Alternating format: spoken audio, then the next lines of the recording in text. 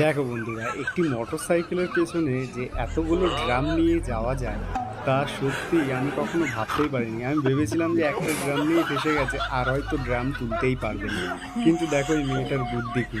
এই মেয়েটি এমন একটা বুদ্ধি করে সে সব ড্রামগুলো তুলে নেবে। দেখো, এই বয়স্ক লোকটিকে বসতে বললো আর একটি ড্রাম তার সাইকেলের পেছনে দিয়ে, তারপরে দেখো ড্রামটাকে দিয়ে একেবারে একটা হাতে আর একটা ওই হাতে, হ্যাঁ ওই হাতে দিয়ে দেখো।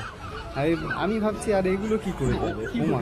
দেখো বুদ্ধিটা, দেখো মাথার উপরে ওইটা প্রথমে দিয়ে দিল, তারপরে গিয়ে বালতিটা দুটো একসাথে করে নিল, তারপরে গিয়ে ওই যে যে টপটা আছে সেই টপটা দিয়ে দিল। এই মেয়েটির বুদ্ধির জন্য একটা লাইক এবং চ্যানেলটিকে সাবস্ক্রাইব করুন। দেখা হবে পরবর্তী ভিডিওতে। সবাই ভালো থাকবে, সুস্থ থাকবে। কেমন লাগলো এই ভিডিওটা, মেয়েটার বুদ্ধিটা কেমন লাগলো কমেন্ট সেকশনে জানান।